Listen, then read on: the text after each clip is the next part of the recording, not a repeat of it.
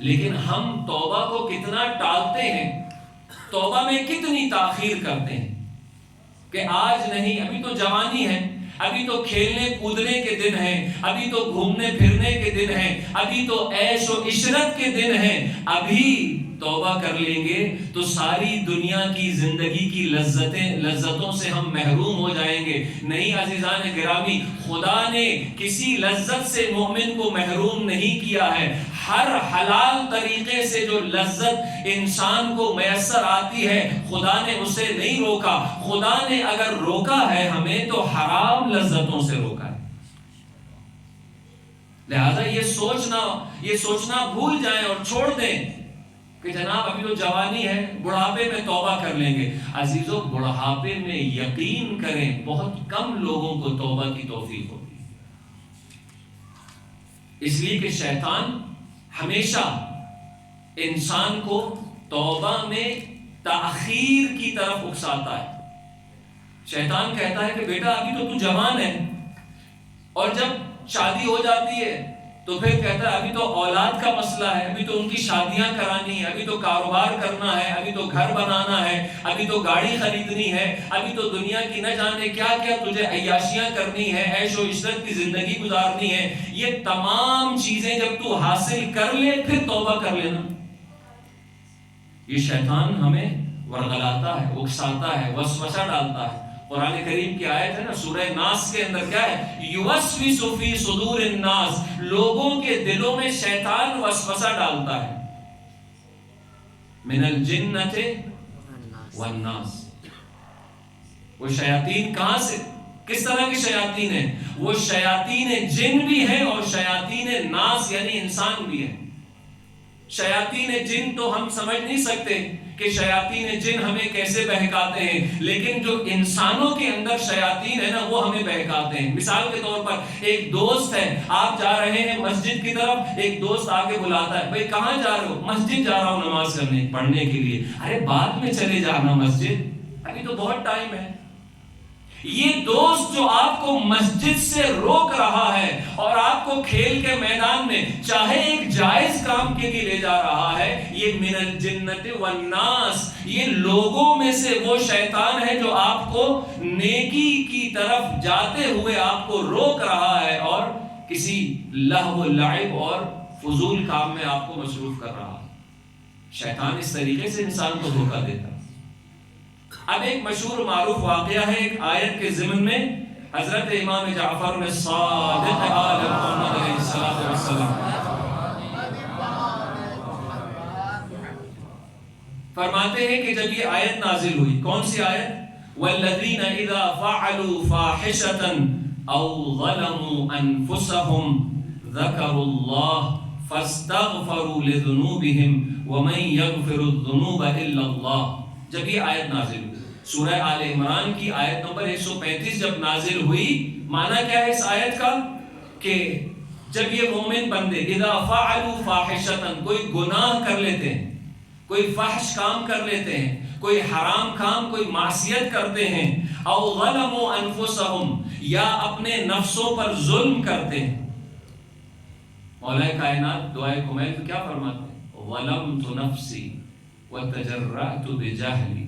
ظلمت نفسی یعنی جب انسان گناہ کرتا ہے نا تو اس گناہ کی وجہ سے اپنی جان پر، اپنے نفس پر ظلم کرتا ہے۔ دیکھیں ظلم دو طریقے سے ہیں، انسان اپنے آپ کو کاٹ لے، خودکشی کر لے، یہ تو اپنی جان پر یعنی اس باڈی پر ظلم ہے، اور ایک دوسری چیز کیا ہے؟ انسان کا نفس، انسان کے نفس پر ظلم گناہ کے ذریعے سے ہوتا ہے، چاقو کے ذریعے نہیں ہوتا۔ چاقو کے ذریعے بدن پہ ظلم ہوتا ہے، یہ بھی ظلم ہے، یہ بھی حرام ہے۔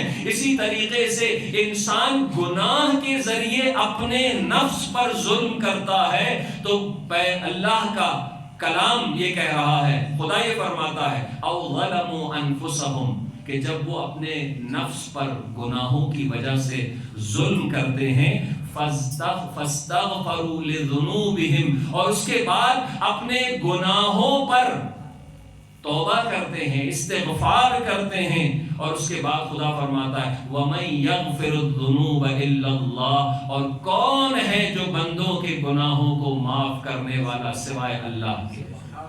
کوئی ہے اس کائنات میں؟ کوئی بھی نہیں، سوائے اللہ کے جو اپنے بندوں کے گناہوں کو معاف کر دیتا ہے۔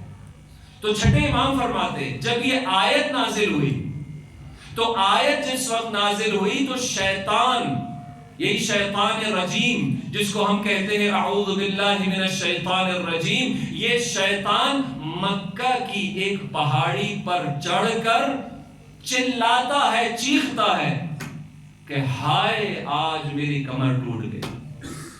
خداوند عالم نے اپنے بندوں کی نجات کا سامان فراہم کر دیا اس آیت کے ذریعے۔ شیطان پریشان ہو گئے جب یہ آیت نازل ہوئی، اور جانتے پھر اس نے کیا کیا؟ تمام اپنے شیاطین کو جمع کیا، اکٹھا کیا۔ جب سارے شیاطین، ان کی میٹنگ ہوئی، اور جب یہ سارے شیاطین جمع ہو گئے تو شیطان سے پوچھا اس کے چیلوں نے کہ کیا ہوا؟ آج آپ بہت پریشان نظر آ رہے ہیں، کیوں چلا رہے ہیں، کیوں چیخ رہے ہیں؟ آپ کہہ رہے ہیں میری کمر ٹوٹ گئی، کہا وجہ کیا ہے؟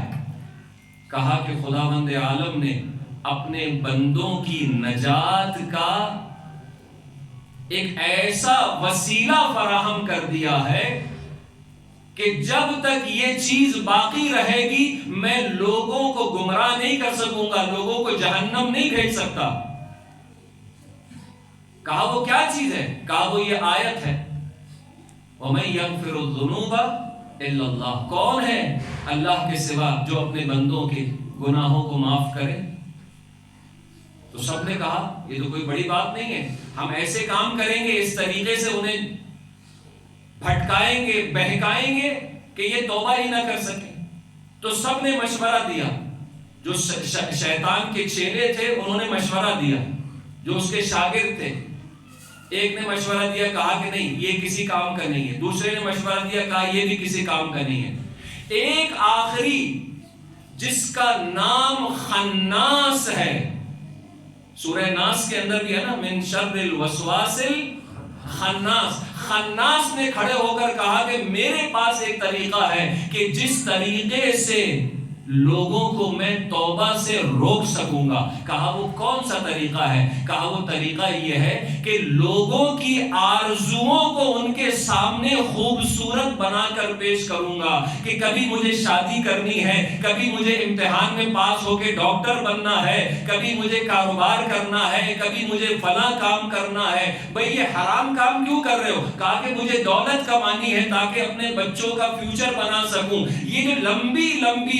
آرزویں ہیں، یہ آرزویں ان کے سامنے ایسا خوبصورت بنا کر پیش کروں گا کہ یہ توبہ کو کل پر ٹالتے رہیں گے، جب کل آئے گی تو پرسوں پر ٹالیں گے، یہ توبہ کو روز بروز ٹالتے رہیں گے، توبہ ہی نہیں کرنے دوں گا ان کو۔ بھئی مغفرت تب ہوگی جب یہ توبہ کریں گے، لیکن میں توبہ کو ٹالتا رہوں گا اس طریقے سے کہ ان کی آرزوؤں کو، جو ان کے دلوں میں آرزویں ہوتی ہیں، وہ اتنی لمبی کر دوں گا، ایک آرزو ختم ہوئی تو دوسری آرزو شروع ہو جاتی ہے، دوسری آرزو پوری ہوئی تو تیسری آرزو شروع ہو جاتی ہے، تیسری آرزو ختم مکمل ہو گئی، وہ پوری ہوئی تو چوتھی آرزو شروع ہو گئی۔ یہ آرزویں ہیں دنیا کی کہ انسان کو توبہ کرنے نہیں دیتی۔ تو عزیزان گرامی، آج کی رات توبہ کی رات، بس آخری چند جملے کہ توبہ کے فائدے کیا ہیں۔ ہو سکتا ہے کوئی انسان کہے کہ توبہ کرنے کے بعد تو ساری لذتیں ختم ہو جائیں گی، کھیل کود بند ہو جائے گا، کمائی، اوپر کی کمائی بند ہو جائے گی، حرام کی کمائی بند ہو جائے گی، بالکل حرام کی کمائی بند ہو جائے گی، فضول قسم کی عیش و عشرت بند ہو جائے گی توبہ کے بعد۔ توبہ کا معنی یہ ہے، لیکن جو حلال لذتیں ہیں وہ ختم نہیں ہوں گی۔ توبہ کا فائدہ کیا ہے؟ نمبر ایک، میں تیزی سے، انسان کی شخصیت نکھر جاتی ہے۔ جیسے اگر کسی گندی جگہ پر کوئی ہیرا پڑا ہوا ہو، کافی عرصے تک اس گندگی میں ہو، تو جب آپ اس کو اٹھاتے ہیں تو اس کے اوپر اس گندگی کی وجہ سے، میل کی وجہ سے اس پر ایک غلاف چڑھا ہوا ہوتا ہے نا گندگی کا. پھر جب آپ اسے دھوتے ہیں تو وہ پہلے کی طرح نکھر جاتا ہے، چمک جاتا ہے. انسان کا دل بھی ایسا ہی ہے، انسان کی روح بھی ایسی ہی ہے کہ انسان کو جب پیدا کیا تھا خداوند عالم نے تو فطرتاً اس کا دل پاک تھا، اس کی روح پاک تھی، فطرت اسلام پر اپنے بندے کو پیدا کیا تھا. لیکن اس ماحول اور معاشرے میں آنے کے بعد گناہوں کی وجہ سے اس پاک فطرت پر گندگی اور گناہ اور غلاظت کا خول چڑھتا گیا اور خول چڑھتا گیا. لیکن جب اس نے توبہ کر لیا تو وہ جو اس کی اصلی فطرت تھی وہ ہیرا دوبارہ چمک کے آپ کے سامنے آ گیا. صلوات بھیجے محمد و آلہ.